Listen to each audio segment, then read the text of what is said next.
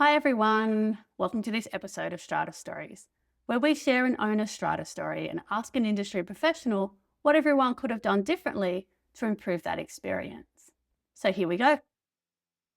Today we're going to be talking through Fatima's Strata story.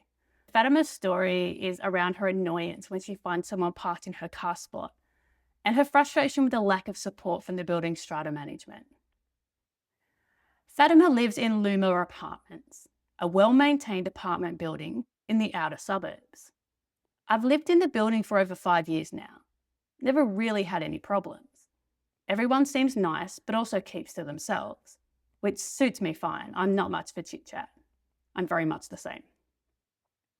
However, a few weeks ago, I had a problem with my parking spot. We have allocated parking spaces within a security car park below the building. Only people with a swipe card can access the car park. Some of the 3-bedroom units have 2 car spaces, but most of us just have the 1 car spot. All of the car spots have the unit number clearly painted on the floor. Okay, it's pretty standard. So I was surprised when I came home from work last Tuesday and found a car parked in my car space.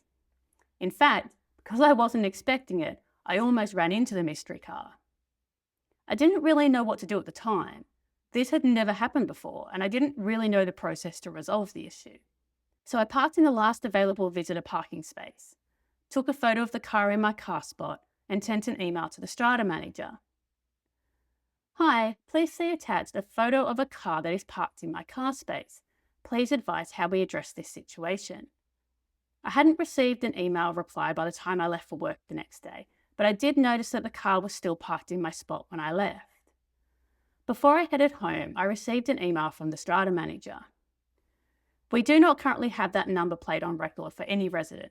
Please advise if the parking issue persists. Seriously? All I could think was, how is that my problem? Find out. So when I got home and saw that the car was still parked in my spot, I was pretty annoyed. I again parked in the visitor parking and took another photo of the car and replied to the email. Hi, yes, the car is still parked in my space. See photo attached. What do we do now? Can you check the CCTV footage to see who it is? I got a reply the next morning. We're not legally allowed to use CCTV footage to identify a resident for parking violations. No mention of next steps or what I should do about it. So I replied again. So what are we doing about the fact that someone is parked in my parking space? The following evening, after again coming home to find the car still in my space, I noticed an email to all owners from the Strata manager, reminding everyone that parking spaces are allocated and it's against the rules to park in allocated parking spaces without consent from the owner. That's great, but it didn't say anything about the car that was parked in my space or ask them to move it. 2 more days passed and the car didn't even appear to move. So they hadn't moved it in over 5 days. Wow. Then it happened. I opened my email and there it was, a parking violation notice for me for parking in a visitor's parking spot. I was furious. Yeah, I would be too. I hit reply on the email and unleashed. Are you serious? Yes, I've been parking in a visitor's parking space. Where else would you like me to park? In my allocated parking space? Sure, no problem. Oh wait, there is a problem because someone's been parked in my car space for 5 days and you monkeys haven't done anything about it. I'm not effing paying the fine. Do your effing job, find out who's parked in my car space and make them pay it. I hit send. On reflection, the language was probably not necessary, but I was so angry when I typed it, that's just how it came out. Obviously, the Strata manager didn't think my language was appropriate either, because I received an email from the company the next day scolding me and advising that language of this nature would not be tolerated. Ironically, still no mention of what was being done about the car parked in my space or addressing the hypocrisy of my parking violation. So far, I've had my hand smacked twice and the person in my car space was still happily living their life. I was so angry. I really wanted to email them back and tell them what I thought of their crappy service. But after being scolded for my fiery comments already, I thought I should calm down before I emailed back. The next morning, to my delight, I noticed that the car was no longer in my space. I took a photo of the empty car space and emailed it to the Strata manager. Hi, the car is no longer in my space. See photo attached. I got a reply that afternoon. We are glad that we were able to resolve the issue. Wait, what? You didn't resolve the issue. You didn't do anything. You just made me wait them out and then tried to find me for where I had to park instead. And then they wonder why strata managers have a bad reputation. I mean, it was bad enough that they didn't do anything, but to take credit for the end result was such a kick in the guts. Wow, what a story.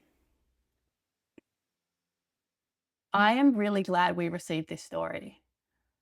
I know so many strata owners who struggle with parking issues in strata. And although it's a small issue, it can have such a huge impact on the strata experience. So I've been thinking a lot about who I want to talk this one through with.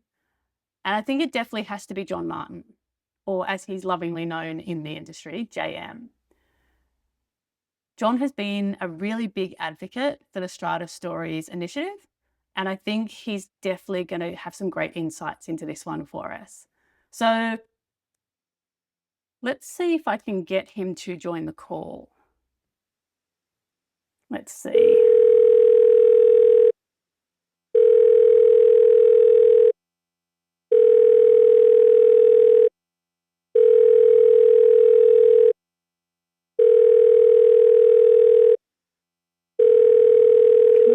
John, fingers crossed. Hi, JD. Hi, John. Letting you know we are currently recording an episode about the story I shared with you the other day. Are you free to stay on and help us understand what happened in that story? Yeah, I'll do my best. What was about the car park breach from memory. Yeah, yeah. All right, so look, let's talk through the story. So Fatima seems genuinely happy with the living experience, right? So she makes comments like, never really had any problems, everyone seems nice. And the parking seems pretty standard, you know, the allocated parking spaces, you need a swipe card, the unit numbers clearly painted on the floor, like all that sounds pretty standard for an underground car park in a strata building. Yeah. And she seems reasonably level-headed about the parking situation when it first starts, right? So she kind of says, you know, I didn't really know what to do, so she emails the strata manager. So I think that's pretty much in line with what most owners would do at this point, right? You kind of go, oh, I don't know what to do when someone's parked in my spot. I'll email the strata manager about it. She makes a comment here that I hadn't received an email reply by the time I left for work the next day. I just want to do a bit of a call out there.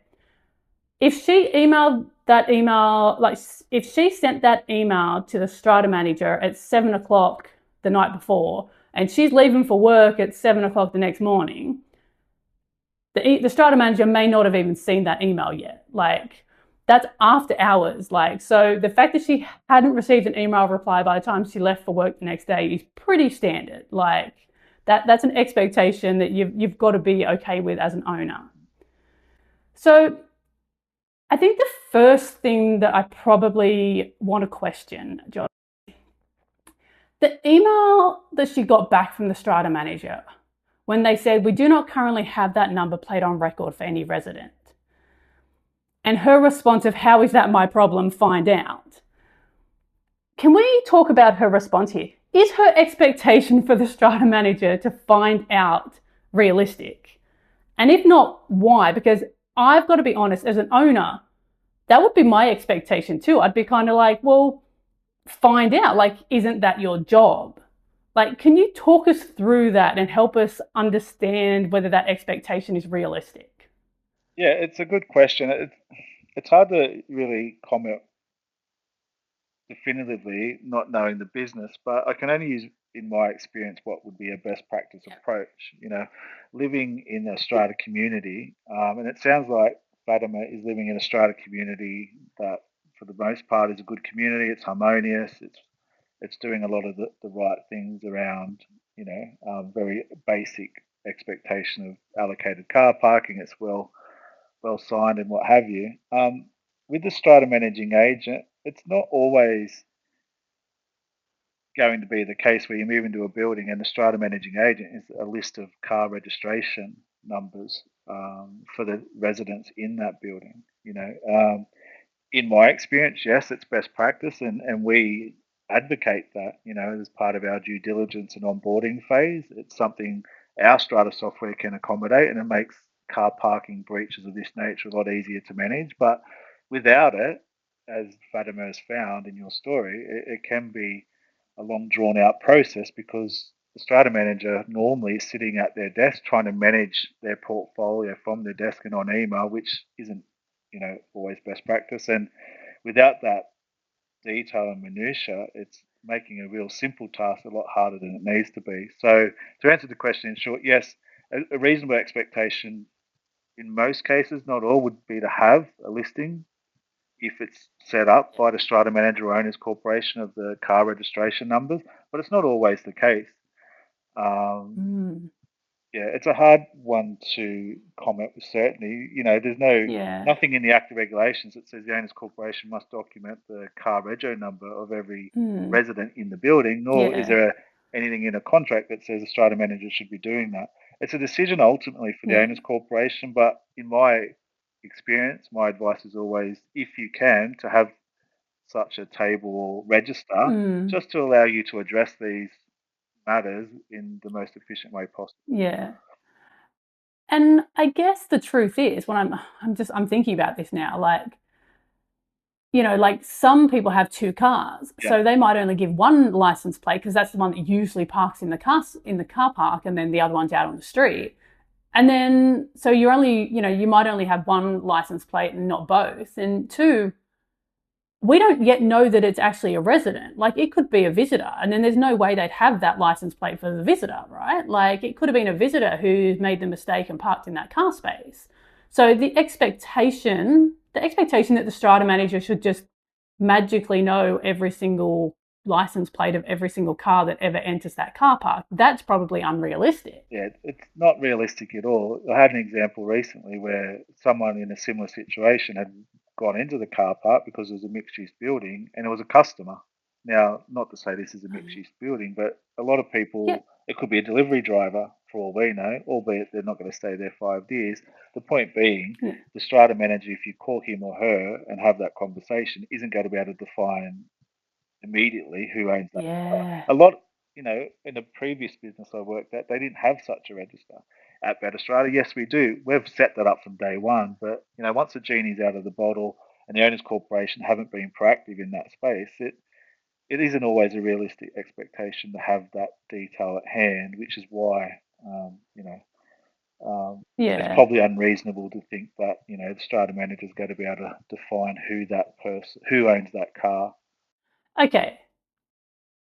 Yeah. So look, I guess that makes sense, and that already shifts my mindset on that because I think, as I said, like I went into this kind of going, well, yeah, that's a fair expectation. Like the strata manager should know, but you are right. Like you guys, like the strata manager only has the information that's provided to them. So if they haven't been provided number plates, then how are they going to know? And if they haven't been provided all of the number plates, then how are they going to know?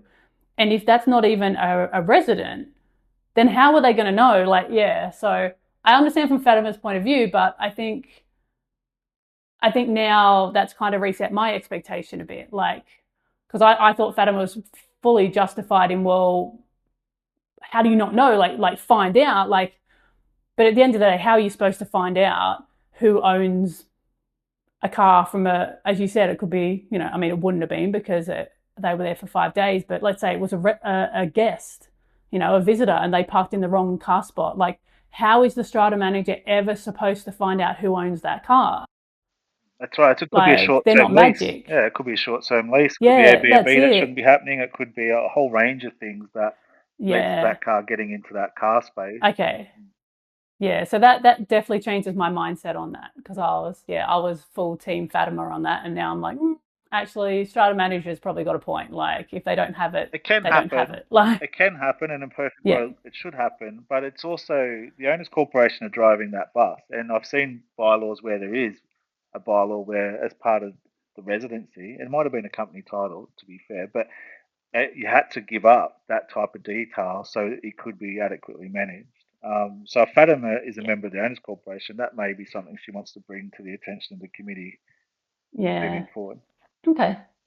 So then she kind of goes on to say, so when she got home, she saw the car was still parked in her spot and she was pretty annoyed. So I just do want to call out that at this point, this is kind of the first point she's kind of mentioned being actually annoyed at this car spot situation, right? Mm, So at the beginning, she was reasonably level headed, didn't know what to do, emailed the strata manager. But at this point, she's now kind of saying they're still parked in the car spot. She's pretty annoyed. mm, So she then emails them back and says, well, basically, what do we do now? And asks if you can check the CCTV footage.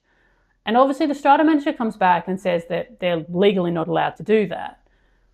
And she kind of says, well, there was not only did they say they're not allowed to do that, but they didn't then mention any next steps. So, can we talk through what's happened in this email exchange? So, first of all, can you help me understand the situation with the CCTV? So, why wouldn't we be able to just track people around the building with the CCTV? Is that not what it's for? Yeah, it's a good question. No, that's generally not what it's for. I mean, it can be Oh, used for that, but when you install CCTV into a strata scheme, it would be accompanied by, or it should be accompanied by a bylaw, which would detail its intended use, but also how that footage or detail is accessed by the owners corporation. It's not a free for. It's generally a defined oh. process that the owners corporation or the strata committee should follow in instances of that nature. So the strata manager is saying that uh, if there's CCTV, there should be a bylaw which would define the process. It tells me there may not even be a bylaw in place, which is another can of worms which we won't unpack here. But there should be a defined process if needing in an incident like theft or in this case a car space being used, it should be able to be identified going through a process defined by that bylaw. Uh, Absent of that bylaw, that's a bigger concern for me. Yeah, because I guess that again, I was full on Team Fatima here because I was like, no, that's exactly what should happen. Like that's the whole point of CCTVs. Get on there, see who parked there, see them getting the lift, Mm, know which, level they got out, whose swipe they used to access the lift, and all those things, and identify the person. mm, But when I think about it, even in my own building, CCTV usage has become a bit of a question, right? Because it does tend to be the automatic jump to, especially from a few of the members on my committee, of, oh, well, we should just hunt them down via CCTV. We should just hunt them down via the cameras. mm, And we do, when I think about it, the times where those conversations have progressed, our building manager and strata manager have also come back kind of saying, well, that's not legally how you're supposed to use them and things like that. So I think that can become a really frustrating point for us owners, John, because from our perspective, we pay to put the cameras in there, right? And we tell ourselves that so that we can see what's happening around the building. mm. And then I guess to then be told, oh no, you can't use it to just track people around the building. As an owner, I kind of go, well, what is the point of putting cameras in the building?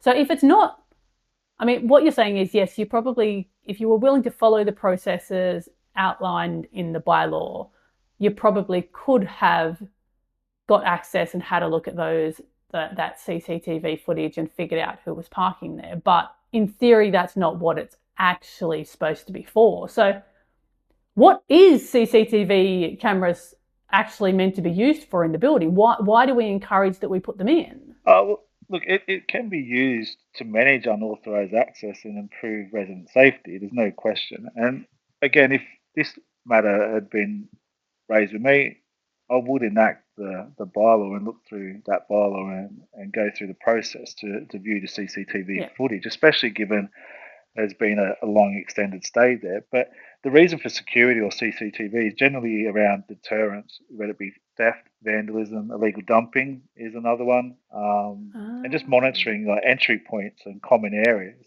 Um, Mm. it doesn't become a free for all, and not to say there is a small minority who will use it how it shouldn't be used, where it becomes a people watching exercise. And not that I've had that experience, but I've heard of cases where it has become that. These bylaws are clearly defined around why they're used and how to use it. For anything, if the big reason being it's around safety, so it's clearly Yeah. defined in the bylaw Ah. why it's there.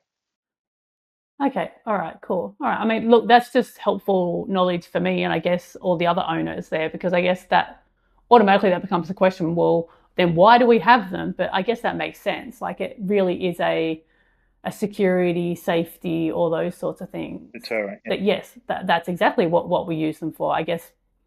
But as owners, we tend to forget about that side of it and just kind of go, well, why can't we track people down? Yeah, and that's where you start the grey, lines are blurred. And Yeah. when at a level, every decision has to be put in a vacuum, and it's very black and white. Yeah. Again, in this situation, if it was asked of me, I'd probably go down that path with the committee who would have Yeah. access to it, because it becomes a bigger problem, especially if you haven't got access to car registration numbers. But not to say that's the only way forward in this type of Yeah. situation. Yeah.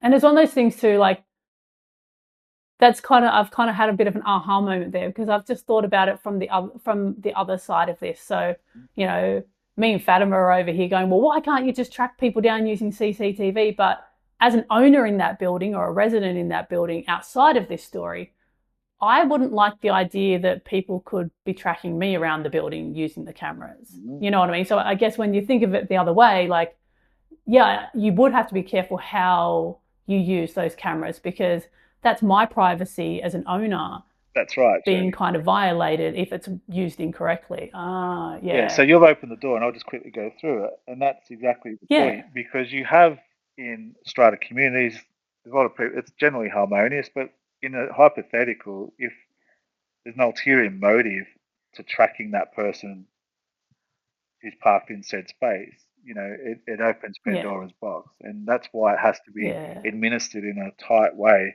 not only for the security of the building, but the security of residents in that building.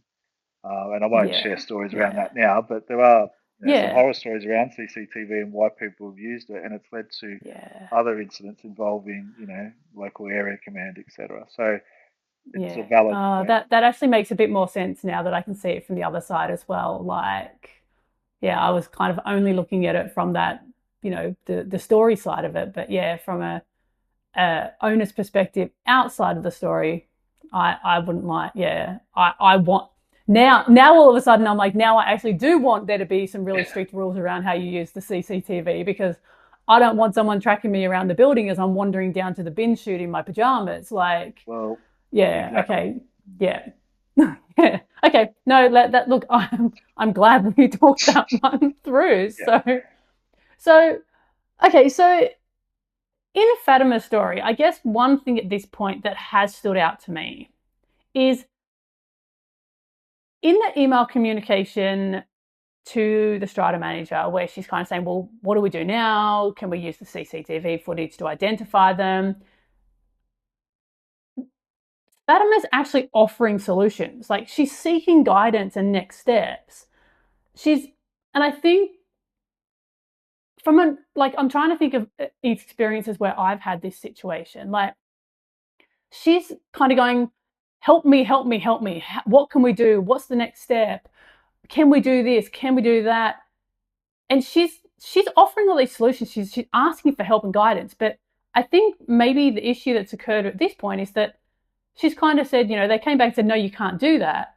But then they didn't say, but we can do this, or we can look into this, or while we figure this out, do this. Like, and I think this is probably a really good example of, as an owner, at this point, we're still in the situation. So when the strata manager presses send to that email, they then go on to the next task and off they go. But Fatima's still in that situation. So she's still going, well, someone's in my car space. What do I do? And I think this is maybe one of those examples of where the outcome of this communication has moved the owner into the I'm in it alone rather than we're in it together. Does that make sense? So, you know, I think anytime that an owner reaches out for help and guidance and then they're met with a reply that just doesn't go anywhere, that's a really, really isolating feeling. It automatically moves me as an owner into the, okay, well, I guess I'm on my own on this. Like, and I think that's maybe a really good example of where some of this hostility grows sometimes, the us and them situation, because I think there was a really good opportunity there for the strata manager to move that into a we're in this together. Does that make sense? Like what I'm saying there? Like I just feel like because there was no mention of next steps, it was just no, we can't do that, and that's full stop. But it's not full stop for Fatima Yeah, because the story's still happening for Fatima. yeah, it's a good example where a strata manager in this instance, they're looking at it through their lens only, and they're not demonstrating Mm, any EQ to the situation. Strata managers will tell you until they're blue in the face they're busy, busy, busy, but it's no reason or excuse not to treat each incident or matter um, as they would if they weren't as busy. And it sounds like this person has perhaps dealt with the matter in just getting an email out of the way, where they needed yeah, to probably. And what's lacking in this whole story for me is a phone call. Um, yeah, where the strata manager should be, at the email back and forth tone can be misinterpreted, and I don't like the email back and forth in this scenario. The strata manager, in my opinion, had to pick up the phone, have a conversation with Fatima, who's demonstrated herself to be, someone who's pragmatic and reasonable, um, and have that conversation, yeah, and listen to Fatima's side, but also, yeah, we can't do this, but we can do this, and this is what I'm going to do for you. That goes a long way. And yeah, if you go through that process in each situation, an owner in that situation like Fatima isn't us versus them. She's like, all right, cool. John's on my side. He knows why I'm upset. yeah, He knows what the problem is. He's going to come back to me with a solution. But to shut it down and no, we can't do that. If that was said to me as a customer or client, my back's up immediately. It's like, well, okay, now we've got yeah, a problem. So I think the way that the strata managers dealt with it in that example has room for improvement, uh, yeah, which would have maybe made this whole process a lot shorter than it perhaps otherwise has been. yeah. Because you're right. Because then, like Fatima goes on to explain that she kind of replied back saying, "So, what are we doing about the fact someone's parked in my car space?" And then she notes that the next day an email went out to all the owners, like a general email, basically saying reminding everyone of the parking rules. Basically, you can't park in people's car spaces, etc. But then she kind of goes on to say, but it didn't say anything about the car that was actually parked in her space and asked them to move it. So why would the manager have chosen this approach? Like why not include in that email directly, like put a photo in there and directly ask the person to move the car? Like why a general email to everyone just generally about building about parking rule reminder? Mm.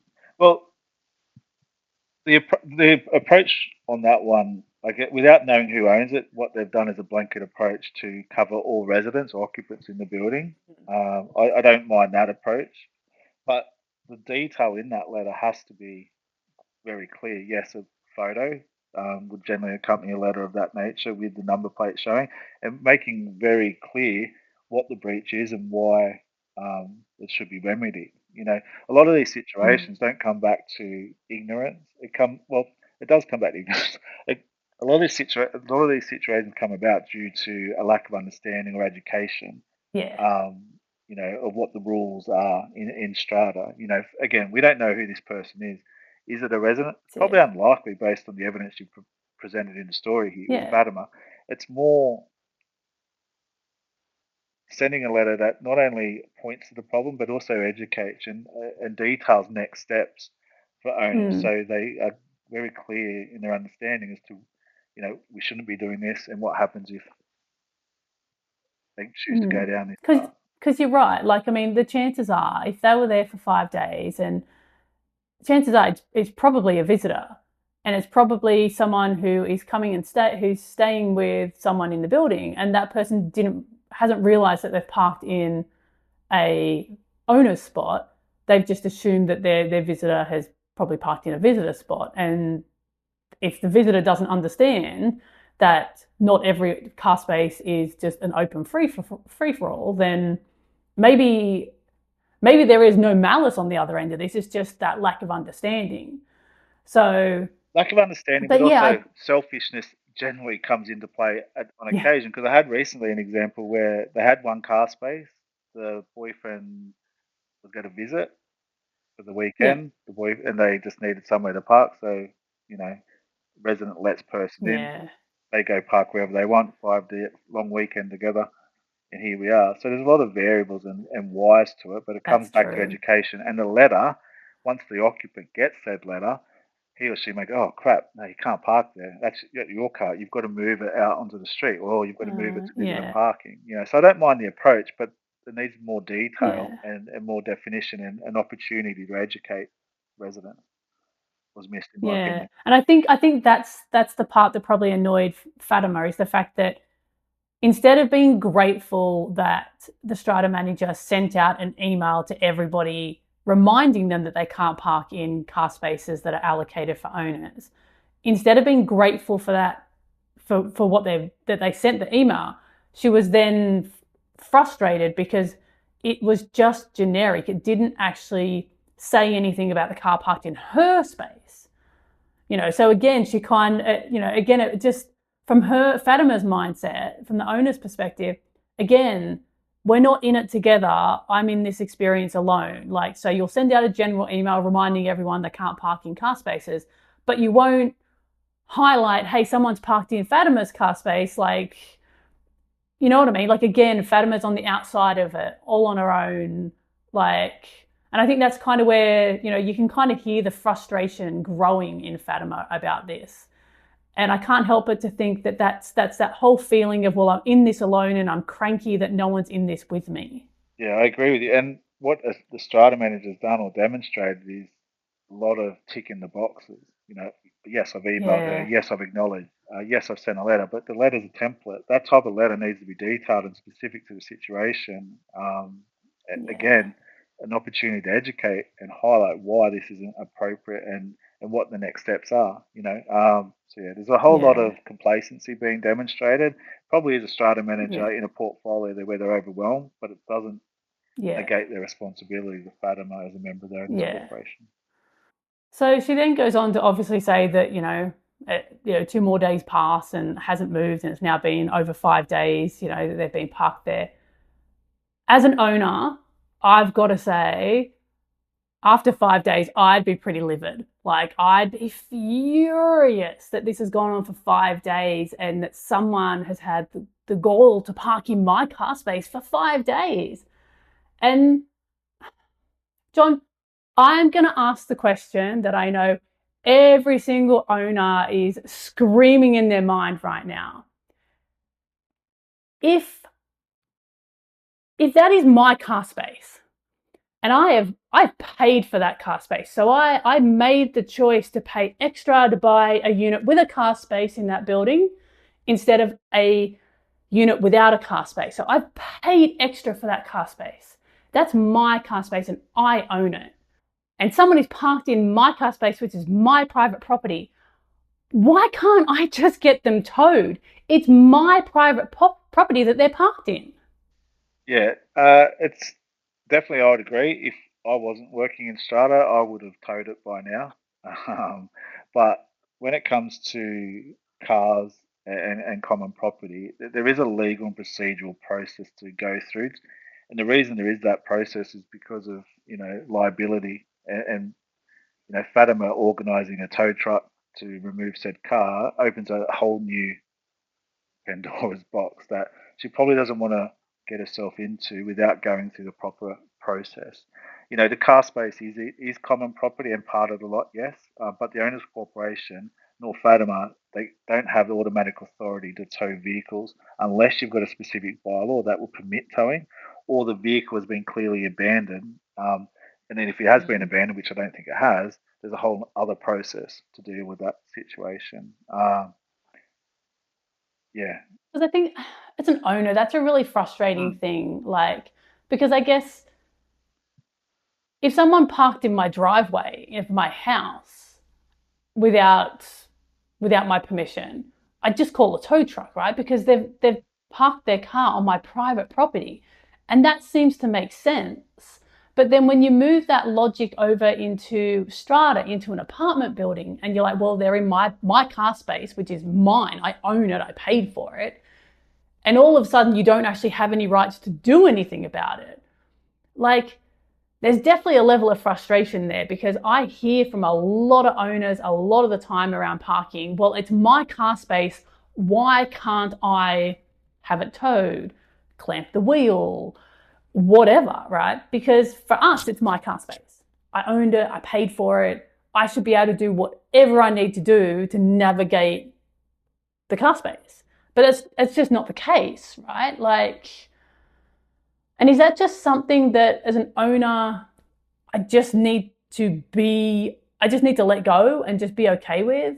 Because it eats me up a little bit, to be honest. Yeah, no, it's not something you need to let go or just, you know, have it happen. I mean, this whole story from Fatima, there's a lot of learnings that can come from it. You know, I've had experiences where, an owners corporation has gone to a lawyer and, for example, brought about a parking towing bylaw that is very strict in its conditions for towing, notice periods, and cost recovery provisions. So there are ways in which to, make it, less stressful, I guess, for an owner in that Yeah. situation. But in the heat of this moment, just towing that vehicle, by all means, she could do it. But if she rang a tow truck company to do this, 99 out of 100 now will go, no, we can't do it without, due process follow Yeah. because So they get in trouble. If they tow this car, right, just say you're towing my, yeah. Porsche, or I don't own a Porsche, but if you're towing someone's Porsche and you tow it out and you damage it, I guess what happens from Yeah. there? So there's a lot of liability and a lot of process to follow before you go down that path. I guess the first step for me, if the strata manager or the owners corporation cannot identify who owns it or no one's taking any ownership of the issue, it's going through a process where you're confirming the ownership, issuing more Yeah. written notices, you know, engaging authorities. Yeah. New South Wales Police are also handy in this situation. I was going to say, so based on what you've said earlier, I now understand that the expectation that the strata manager should just magically be able to know who owns this car is just Yeah, misguided. probably So not that realistic. expectation for me has changed, right? But now I'm kind of going, how else can we identify a car like that car, right? Can we, like, do we have to go to the police and say there's a car parked? Like, can we go to the police and say there's a car parked in my private car park? Like, can you identify them? Can the police call them? Like,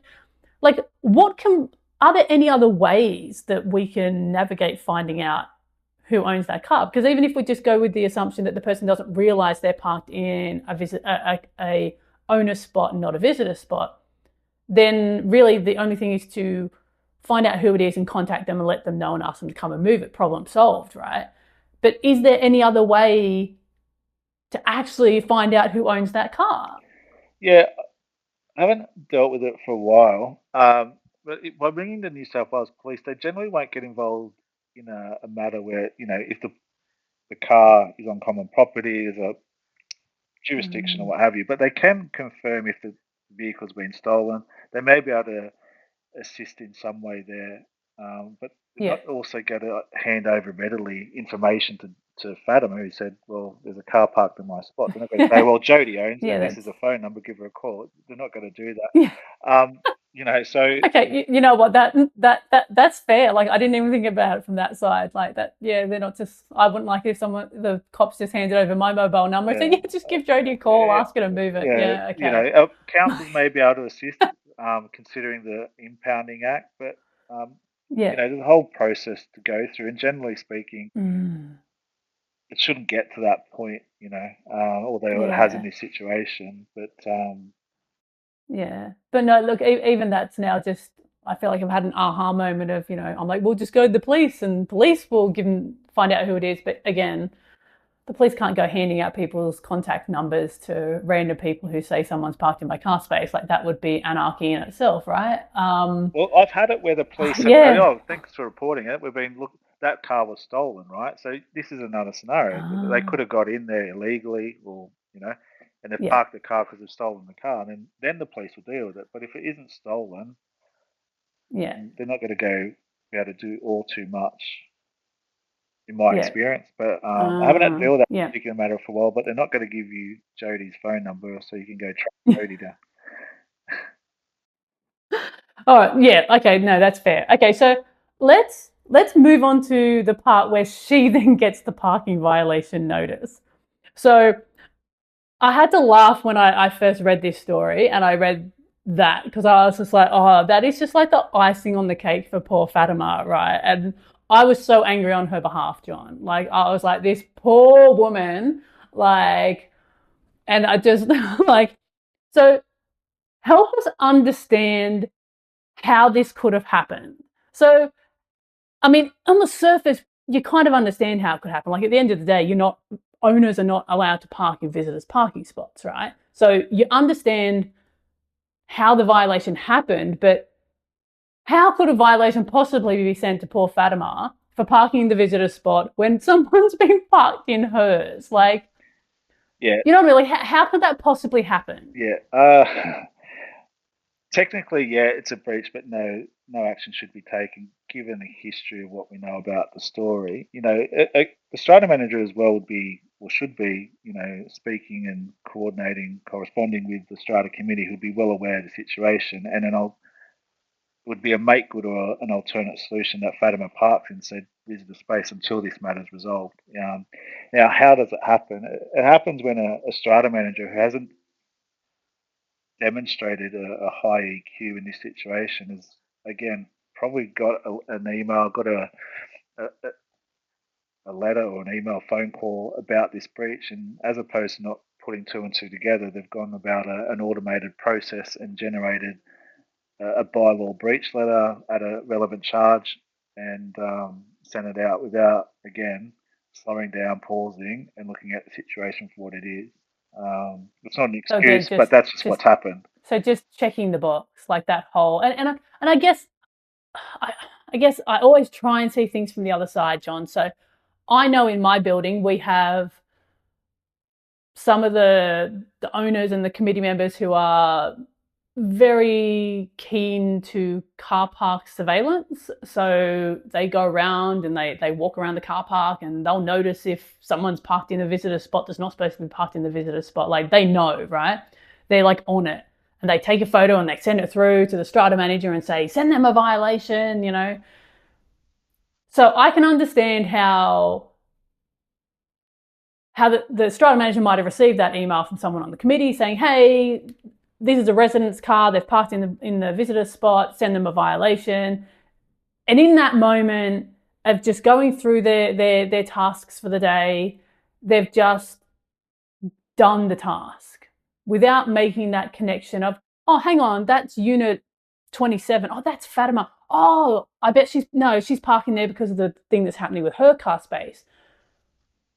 Like I try and understand from the other side, if that strata manager is just having one heck of a day, and there's just been so much happening and they're just trying to get through all those tasks, maybe the connection just didn't happen. But poor Fatima, right? Like, Yeah, no, like, it's just a really perfect storm, this whole situation. And it all comes back down to it for me is communication. It would be clear to me yeah, that communication isn't happening or it's not, it's happening but not effectively yeah, in that, the manager and committee should be all on board with the situation by now, which would have prevented yeah. that type of notice going to Fatima.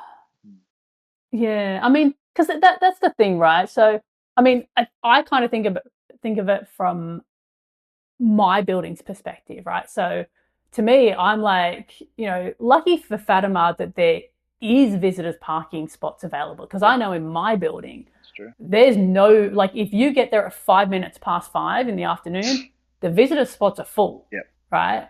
And in my building, if you can't park in the car park under the building, you're gonna have to park like 4 or 5 blocks away because it's all like there's no street parking, like it's all timed and you can't park there overnight. Like, so, the fact that Fatima was, able to park in a visitor spot is like a wonderful solution for the situation she was having. But how terrible, but if they're then saying, well, you shouldn't have parked in the visitor spot, what did they think she was going to do? Like, obviously, parking in the visitor spot was the only temporary solution to her experience at that particular time.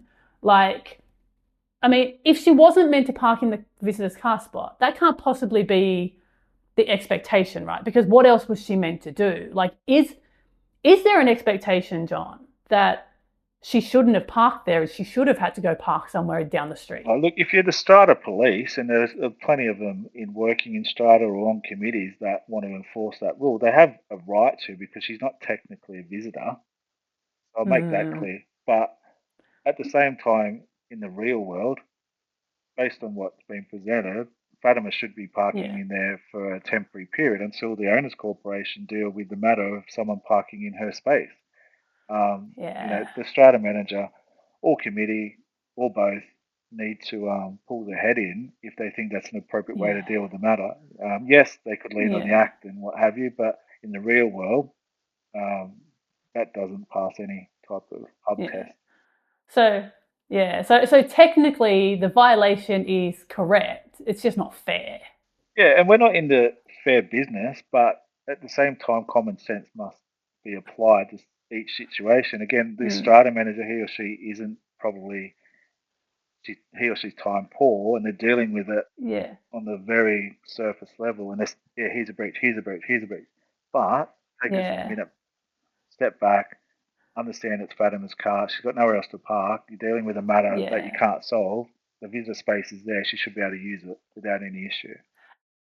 And when I'm thinking back to experiences that I've had in that situation, and I've just had a little bit of a light bulb memory moment.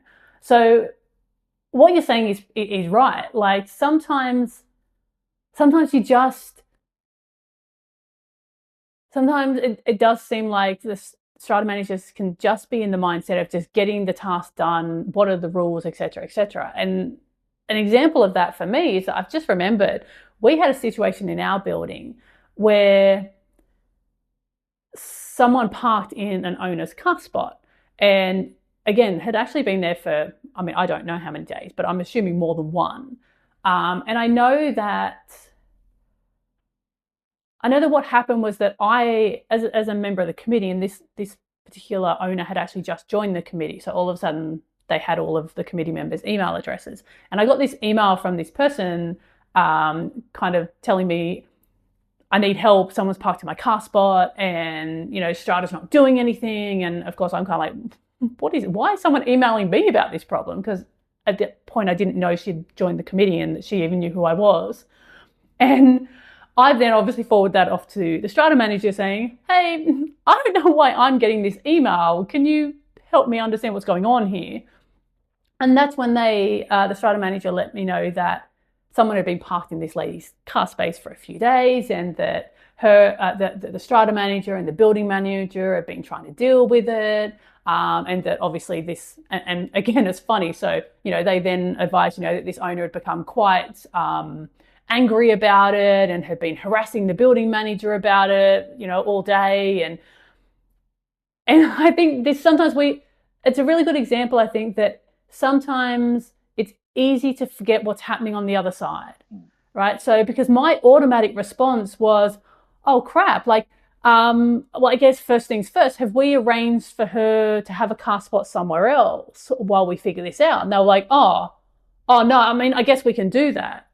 And my brain was automatically like, well, that's like the core problem here, right? Like, because I know, as I said, if you can't park in our car park, you're 4 blocks away. And, no one wants to have to walk 4 or 5 blocks to get to their house every night. No one wants that. So my automatic response as an owner was, oh, have we arranged somewhere for her to park while we figure this out? And yet their mindset was, oh my God, she's becoming so annoying about this. Yeah, because she doesn't have anywhere to park. Like, so I think sometimes it really is that mindset of helping with the experience, understanding that the owner's having an experience. So their whole perception of, oh, and she's been bugging the building manager all day. Yeah, because someone's been parked in her car spot all day. Like, it's a big thing to her. And I think that kind of raises to me, like, I kind of talked through this story with a couple of people, even a couple of friends and a couple of people from the industry, and I mentioned it. And I kind of got the feeling sometimes people are like, yeah, but that's a small issue. It's just a parking thing. Like, it happens all the time. And that's not wrong, but forgetting that it might happen frequently and it might only be a little car park issue, but it's a huge issue to Fatima. It's impacting Fatima's world. And if Fatima hadn't been able to have a visitor's car spot to park in, it would be impacting Fatima's world on such a big scale. So I think sometimes this is where, and I understand how it could happen from a strata manager's perspective. Like, they've got all these emails, all these big problems happening in buildings. They've got defects, they've got, maintenance issues going wrong, they've got big issues happening in buildings. And I can understand how sometimes it might seem like a little parking thing is not a big deal. But I think that's where that mindset has to really shift, that it's a big deal to Fatima. And sometimes Fatima needs to feel like the strata manager knows it's a big deal to Fatima, because or else you kind of feel like the strata manager doesn't care. And you just want to feel like you're not in it alone. You want to feel like the strata manager and you are navigating through this problem. Yeah, Yeah, it's a whole other topic. But with the industry and what's wrong with it, and that is you've opened that door. That is a big part of what's wrong with it. In that, and that's what I'm yeah, doing and done what I'm doing now, because it's well, everything you said is true. It's not an excuse to not treat the incident or this issue with the same importance you would treat, a common repair matter. What if yeah, Fatima was disabled in any way? What if Fatima was pregnant? What if yeah, Fatima had all these whole other ranges of issues that really relied upon her parking in that space so she can safely navigate her way to her lot, right? Does that become important yeah, then because of another layer to it? It shouldn't, and it should be dealt with yeah, and treated with the same respect as you'll treat with every matter. And if you're not, it tells me you're either in a portfolio that's overrun, you don't have time, and you're making, tick and flick decisions that, is part of the problem with our industry. yeah. It's not an Mm, excuse. So we shouldn't give strata managers an out. If they can't keep up with their work, about small or large, it's a conversation with their yeah, direct report, but that's not what we're here for. But yeah, what you said is correct, and it is a big problem in the yeah, industry, but it's incumbent yeah, on owners corporations to hold the manager accountable and the business accountable, yeah. because that you're paying for a That's service. it. Let's move on to let's move on to her communication back to them at this point. So we're all on board with the fact that Fatima at this point is furious, right? And I'm on Team Fatima. I'm furious for her at this I am point. at this point as And well. then she goes on to say, she hit reply on the email and unleashed. Now let's be 100% honest. She definitely unleashed. So I can tell you that where I abbreviated the naughty words in this, they were not abbreviated in the email. So, so she definitely unleashes, and there's definitely language in there that probably shouldn't have been. But on reflection, she does reflect afterwards, and she does own the fact that she probably shouldn't have spoken that way, right? So it's not as if she thinks she was justified in it. She's like, on reflection, I probably shouldn't have spoke like that, but she was cranky. And then to receive that email from the company basically scolding her for that language and stuff. So let's talk through this exchange here, because I have to premise this by saying I've been this person before, John. So, in fact, I'm a little guilty of that reactive behavior. So, I'm that person that hits reply and unleashes. I'm not proud of it, but I own that that is sometimes my response, to the point where sometimes I have had to be the person with the tail between my legs and email back the next day and apologize. Or I've even had to call back some companies and ask to speak to the particular person I spoke to the day before and profusely apologize for my behavior. Because sometimes when you're angry and you're frustrated, you're not your best self when you communicate in that state. So when I read Fatima's email that she sent back, I could actually hear it in my own voice as if I was sending that email, because very much it sounded very similar to some emails I've sent in the past that I'm not proud of, but I have to be the person to raise my hand and say, I'm not innocent in this side of things. I've done this too. So first of all, let's talk about Fatima's response and her language. So obviously that's not okay. And we're all very aware it's not okay to speak to someone like that in email or over the phone. Everyone is a human being, and it's not okay to speak to someone badly. But what happens on the other side of that, John? So can you give us a bit of an insight and help us understand what's happening on the other side of that email interaction when an owner does respond in that way? Yeah, it's a good question. I mean, not that I need to say it to you, but there's a lot of caveats to that. It's who is on the other end and what level of experience do they have in Strata or in just working in general. I mean, if I get that email, as I said to you earlier, what's lacking in this whole process or story is a phone call. So Yeah. you get that type of email. I haven't had one of those for a while, but when I do, or if I do, it's a phone call to Fatima because she's obviously needing to Yeah. vent. She's obviously feeling a certain way, and it's partly the issue at hand, but also partly our response or our lack of action. So it's a phone call where she can not only vent and you actively listen, but she needs to be heard. She needs to be understood. And once that's out, and then I'm sure she got it out, then you can get to the back to the problem. But you know, in my experience in leading people though, where they're not as experienced as myself or had that type of interaction, it can like a junior manager, they can shut down completely. They can, Yeah. they can go, oh, this is too hard, or I'm not dealing with her, or they have to escalate it. And then when you escalate it, goes through another layer of, you know, inboxes where Yeah. it slows down the whole process. So that type of email in a vacuum doesn't help anyone. But Yeah. whilst I can understand where she's coming from, it just really slows the process down. And it depends on who's on the other end. And Yeah. I think, based on what we're talking about here today, that you've got probably a junior type manager in hand or someone not Yeah. experienced. So it's not going to carry any weight. It's going to make you feel better for a Yeah. moment, but I don't think it's going to help navigate the problem. And the strata manager is probably going to escalate it to a licensee like myself, and then I'm going to make a call, and I don't have the whole history, and it's going to slow the whole thing down. Yeah. It's interesting because it's interesting when you said that your response to that email would be to pick up the phone, Mm. right?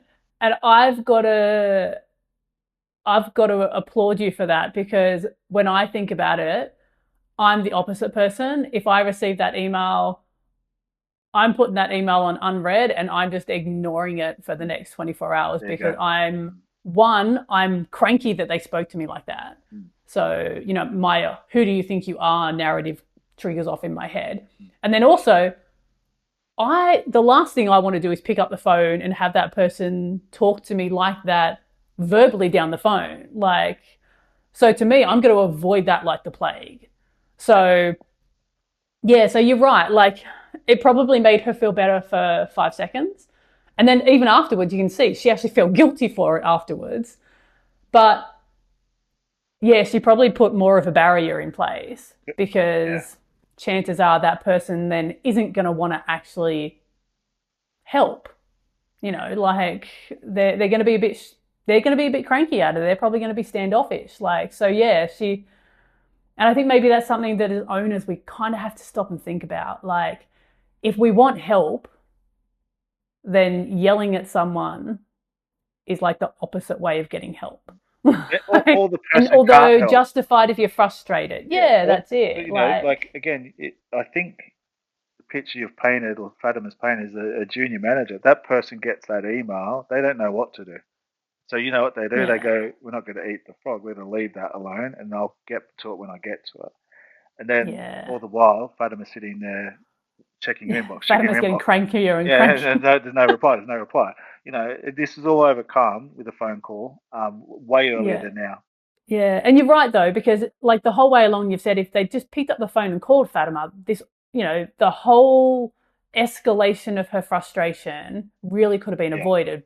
But then you're right, we've got right down to this point, and now her behaviour, for most people, has now prevented that phone call from happening for because no most one's people, going to pick yeah. up the phone. Yeah, you're right. It's interesting though, isn't it?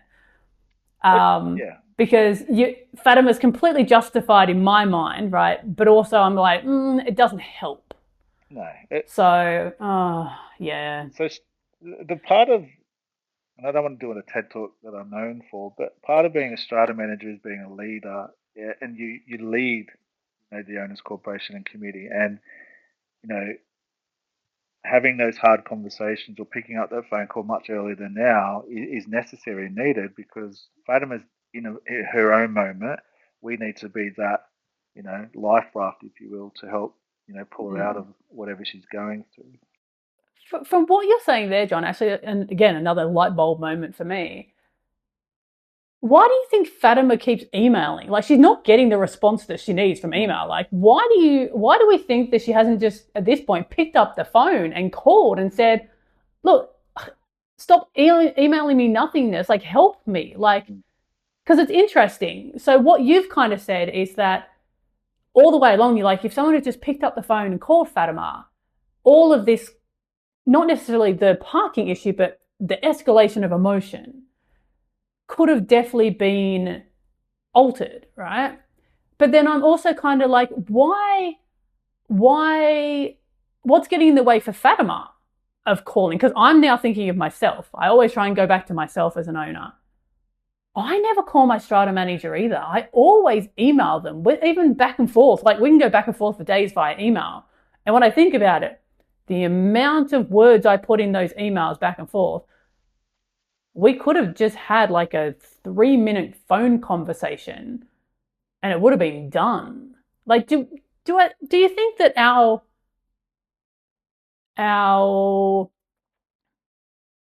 the fact that we're so comfortable in email now rather than on phone sometimes is impacting the service that we get as an owner?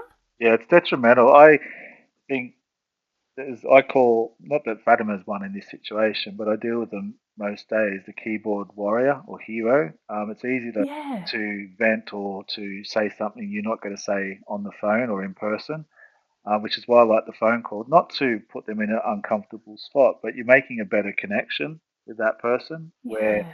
the tone of an email, if I write to you and I've not had a cup of tea for a couple of hours, it might be a tone in there I'm not picking up that you pick up, and then you go, all Mm. right, well, f you, I'm coming back to you that way.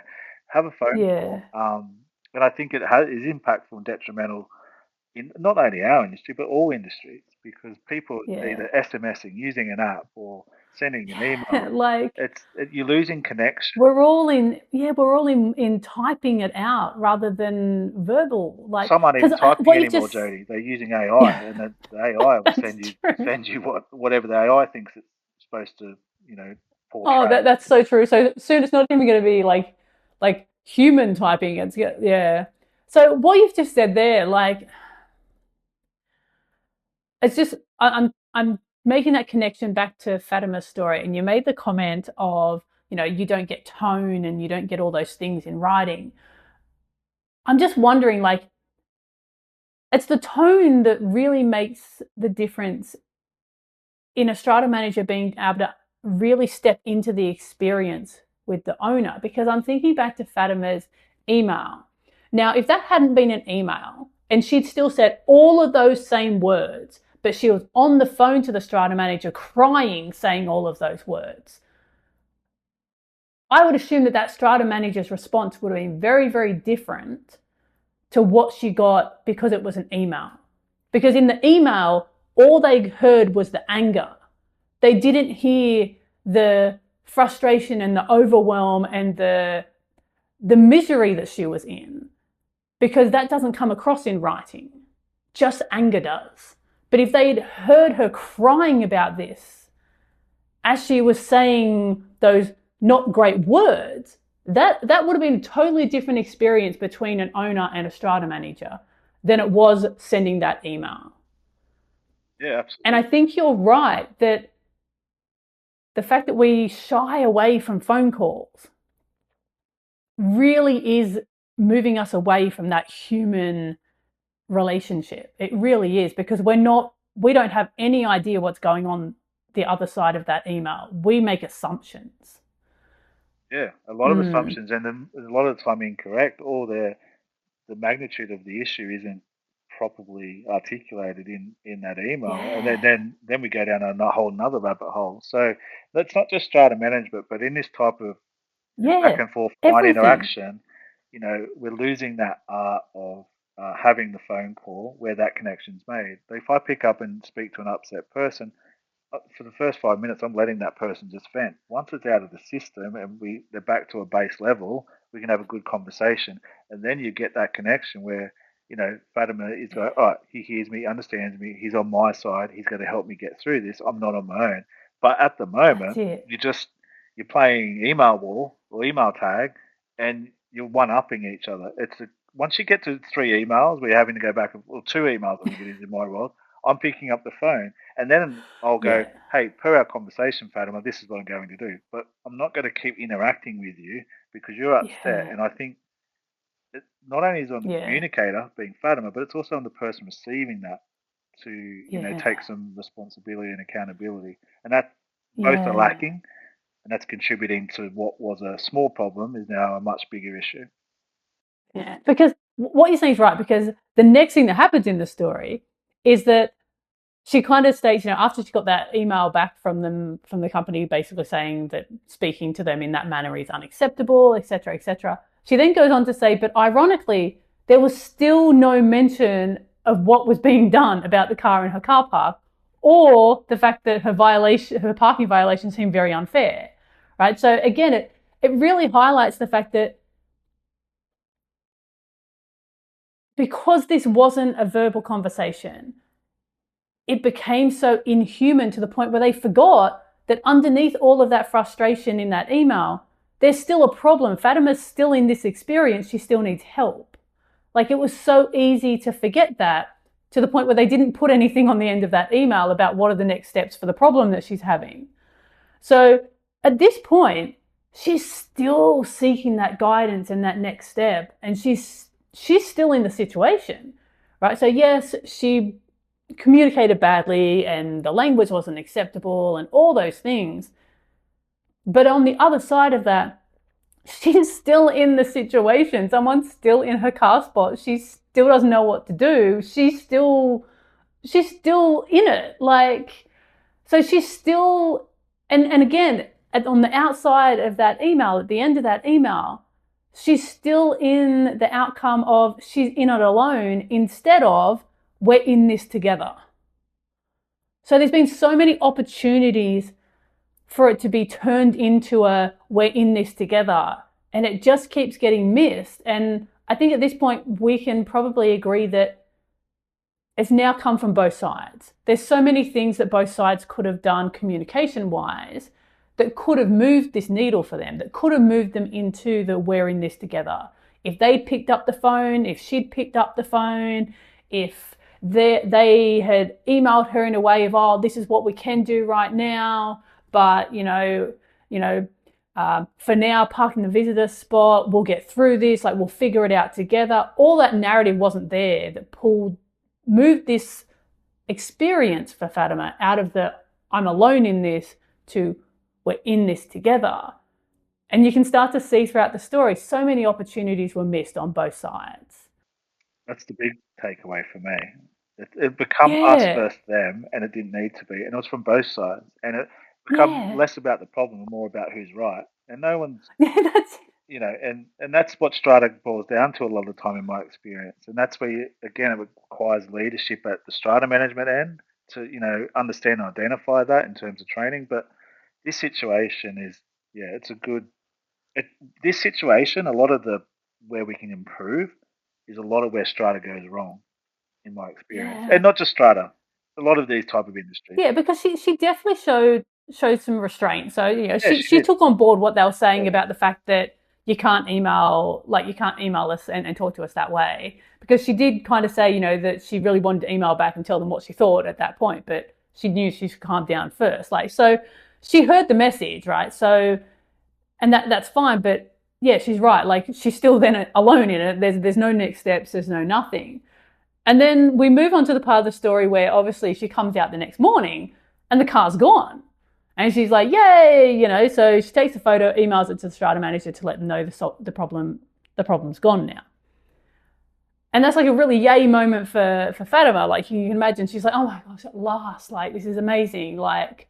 relief. And then to be hit with that email that, they've replied back saying, we're glad we were able to resolve the issue.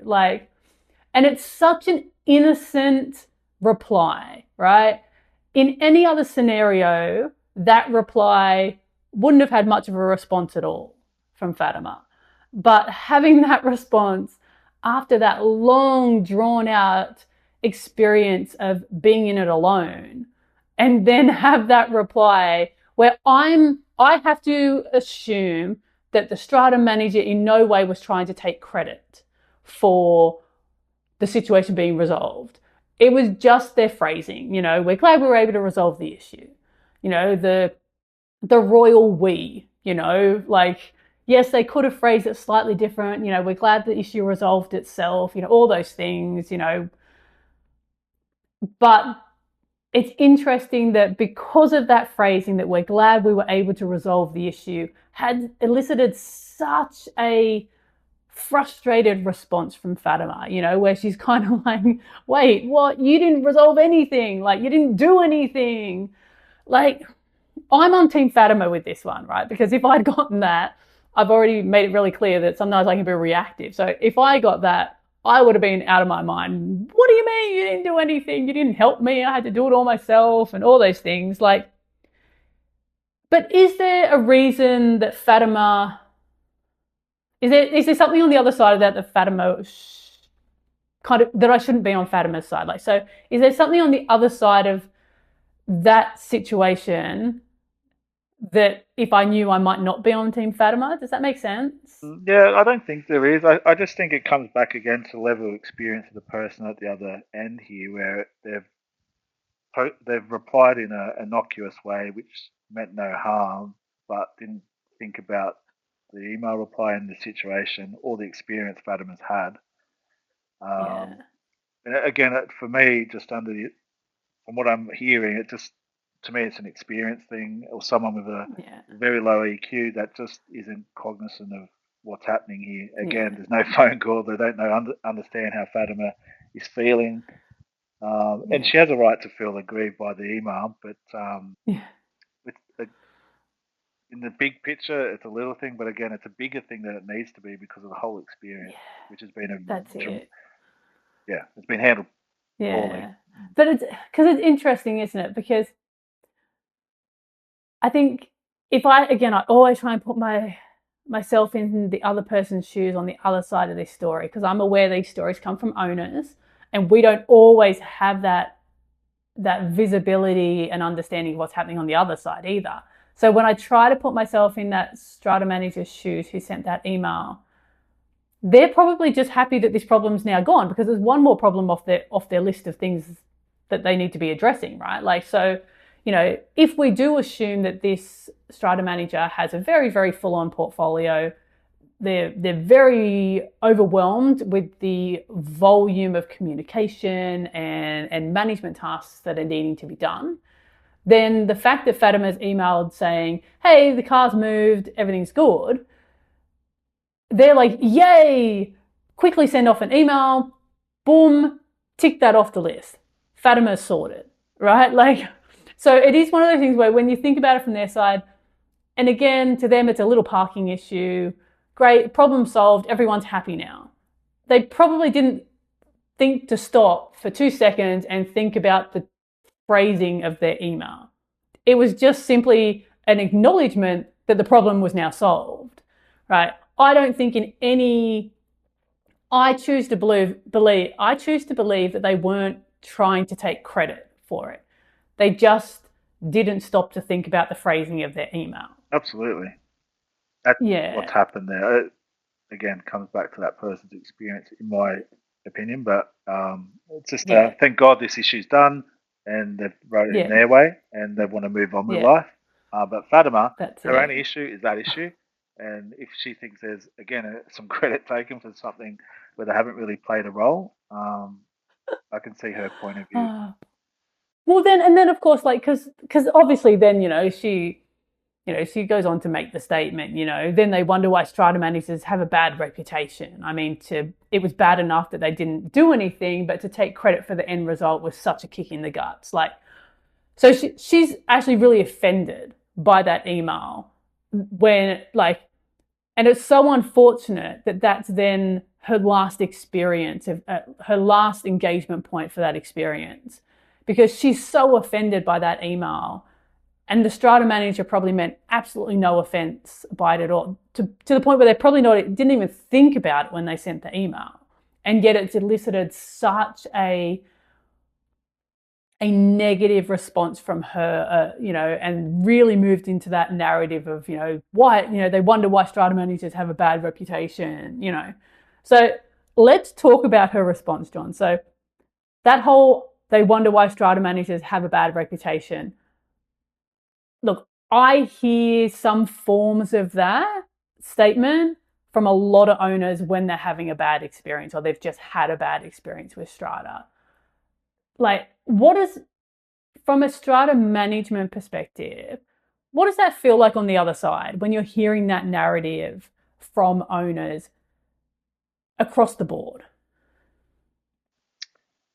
Well, I'm always curious as to why that would be so, in a vacuum. I'm always curious to understand how they come to that point where they're making such a broad statement, and I'm always look at it as an opportunity in which to go, all right, how can we either A, learn from it or perhaps educate someone, whether it be the client, the manager, or what have you. So I'm maybe a bit different that way. But at the same time, as someone who loves customer service and having a good customer experience, and from the outside looking in, at times, a lot of time, I can understand that view. And some of my colleagues won't probably agree with me, but there's so many examples day to day, and I get those type of phone calls for new business inquiries where us as the industry, we're letting down our clients who we are there to serve. So, yeah, I won't unpack all of that, but yeah, I can see their side of it because of examples like this, But as a professional, I'm mortified by it because it's something that I haven't had that experience where it's got to that point. But so look, I'm gonna raise my hand and say I've had a lot of aha moments as we talk through that story, where I started on one side and kind of went, no, I'm totally on board, and then flipped to the other. Oh no, that makes sense. And I think sometimes that's the missing part, sometimes, that we don't get to have these conversations and we all run with our assumptions and we run from our perspective. And then the minute we have an opportunity to sit down and have a conversation that shows both sides, all of a sudden the adamant, oh no, that's wrong, it's not okay, to, oh, I guess I understand that. So look, John, thank you so much for talking it through with us today. I appreciate you giving us the time. I know it's been really helpful for me, and I'm sure it's going to be really, really helpful for our owners out there. Happy to help. We will let you get back to your day while we spend a bit of time just talking through what we've learnt in the conversation. All right, see you, Joe. I definitely had quite a few aha moments during that conversation. And I think I can confirm that my perspective on a few things has now changed. So I wanted to take a moment for us to just run through what we're taking away from that conversation. So let's have a look at what could everyone have done differently to improve this experience. And I think we'll look at it across the strata manager, Fatima herself, and obviously the car owner. So let's start with the strata manager. I think the first one has to be pick up the phone. As John explained, if the strata manager had picked up the phone and called Fatima when they received that first email saying that someone was parked in her car space and had that human conversation, it really would have built that in it together mindset to the experience. And I think that would have changed everything for Fatima. And I think in line with that, if a phone call wasn't available, and it won't always be, I think the next point has to be for the strata manager to offer help, not just solutions. So there was no immediate solution to Fatima's situation. The car was parked there. You couldn't do anything about it right in that moment. But the communication from the strata manager didn't address how to help her with her experience in that moment. You know, where to park, that they were going to look into it, that they'd come back, what are the options? So if they had actually not just focused on the solution and they actually offered help, not just solutions, again, that entire communication experience would have been really different for Fatima. And I think the third one, you know, and it really ties into both of those, is focus on being in it together. So when an owner feels like they're in it alone, it is a natural breeding ground for you against me mindset. And we all know that that doesn't work when you're trying to navigate a situation in strata. So then let's look at Fatima herself. So what could Fatima have done differently to improve this experience? And I think the same thing. So the first point has to be pick up the phone. So yes, we've said if the strata manager had picked up the phone when they received the email from Fatima, totally would have changed the experience. I think the same thing can be said for if Fatima had picked up that phone and called the strata manager. So when Fatima received that first email back from the strata manager, if she had instead picked up the phone and again had that human conversation, the opportunity to create that in it together mindset would have changed that entire experience for both the strata manager and Fatima. I think the second one has to be ask for options. So as an owner, sometimes we have to be accountable for the way we communicate too. And I think some of the frustration that came from Fatima was that the strata manager was just answering her question. No, we can't do that. No, we can't do that, etc., right? But ask for options. Sometimes we have to guide the strata manager on what we need from them. And I think the third one has to be language doesn't help. So, we can all be on Team Fatima and feel that she was valid in her email when she unleashed on the strata manager. However, even though John said if he'd received that email, he would have straight away picked up the phone, I think most people would be similar to myself, that if I received an email where someone was berating me, I probably wouldn't want to deal with that person and I would probably put them to the bottom of the list. So the reality is, as an owner, it might feel really good to unleash in that moment, but you're probably creating a barrier to getting the service that you need. And I think another one for Fatima would be open to limitations. So she got really frustrated when the strata manager came back and said, well, we don't have that license plate on file. And her response was very much, we'll find out, etc. I think sometimes as owners, we have to be open to the idea that strata managers may have limits to their reach. And I think by not being open to that, we do cause ourselves frustrations. And that's definitely what happened with Fatima. And I think two action points that really came from this is the vehicle register. So as John said, not every scheme has a vehicle license plate register. I think one of the biggest takeaways that we can take from this as Fatima or as an owner is to go and find out if your building has a vehicle license plate register. And if you don't have one, maybe ask if you can get one in place. And I think the same thing goes for the CCTV bylaws. Again, go and check, do you actually have bylaws for your CCTV on how it can be used? And if you don't, maybe ask for one. And then of course we have the car owner. I mean, the car owner's points are pretty straightforward. I mean, don't park in someone's car spot. Like, it's rude, and it's, you know you're not supposed to do it, so don't do it. And I think the second point has to be responsible for your visitors, because there is a very big chance that the person who was parked in Fatima's car spot, in fact, was not an owner, but in fact a visitor. And a visitor who, let's assume no malice, parked in that car spot without realizing that they were parking in a owner's car spot and not a visitor's car spot. But at the end of the day, that owner is responsible and accountable for what their visitors do whilst on the property. So if you are an owner and you have a visitor come and park in the car park and you let them into that car park, check where they parked. It's pretty straightforward. So this is a reminder that a single change in behavior, just one of the things on the list, could have completely changed Fatima's experience. So that means that for all the Fatimas out there and all the strata managers out there, you have the power to change this story. So try it out and jump over to socials and let us know how you go.